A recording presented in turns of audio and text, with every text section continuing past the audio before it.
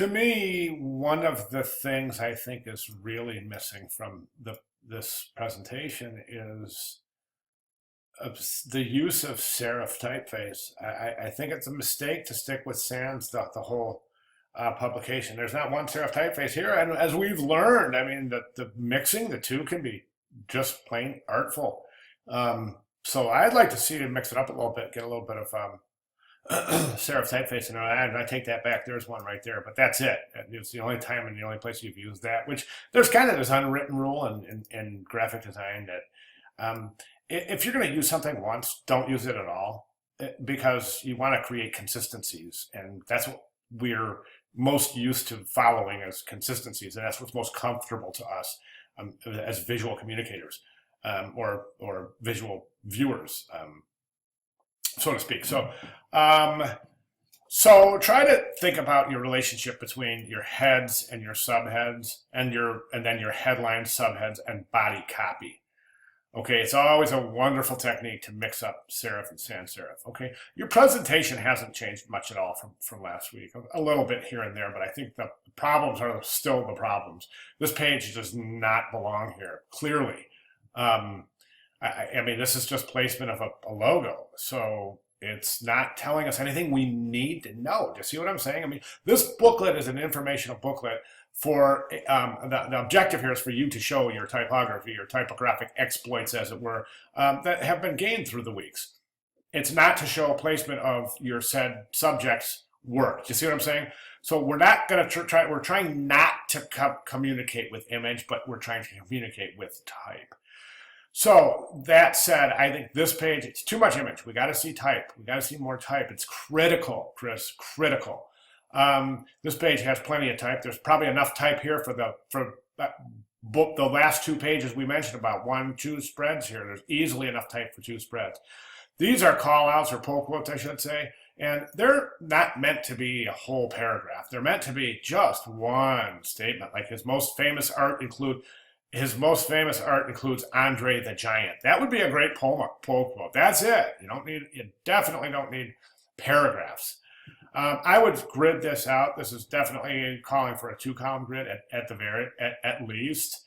This has a 2-column grid. You can see how much more inviting it is than having your viewer is going to be fatigued by the 3rd line here, especially if it's an older viewer. So this page here is really, really sacrificing any chance it has of being read by the line length there. Okay, so you got some really weird spacing between letters and words here, and that's caused by your justified type settings. Look how much darker this typographic color is here than it is, let's say, here. And that's something that I think that makes these 2 pages look completely different. I would try a more expressive headline treatment. You changed your type here so far 3 times. 1, 2, 3. Remember, consistency is the name of the game in design. You've also changed your background color, which again compromises your consistency. I recommend not doing that. One good thing in this black reverse type is you can really see the holes in the typography here, here, here, here, here, here, here. Okay, you're starting to see what I'm pointing at.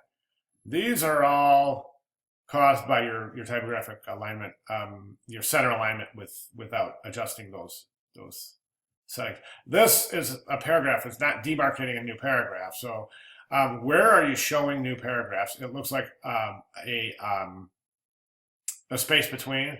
So that's okay, but you have, let me see, you're not using any pull quotes at all. And that's one, I'm sorry, any drop caps at all. And that's one technique that might show that that's the beginning of a new page. Because right now we don't know if this just starts here, ends here, or starts here, or if that's a new paragraph. And this whole thing that's too long. Again, this is your best page by far, page mechanics, because here's the center line, and you're sticking to a pretty consistent grid for these 2 pages. That's why this page looks so comfortable as opposed to this page, which isn't really adhering to any specified grid, so to speak. Again, this page, I should say, to speak of, it's not adhering to any particular grid. And this one is the same way. You can certainly include an essay without this. I mean, I don't even know what this is. It's like some kind of an email stuff or something. I don't know. But that needs to be reformatted definitely. And then again, too much image, not enough type. This last page, 2 columns would work here. Let's get rid of the bold type. We shouldn't use bold type for body copy.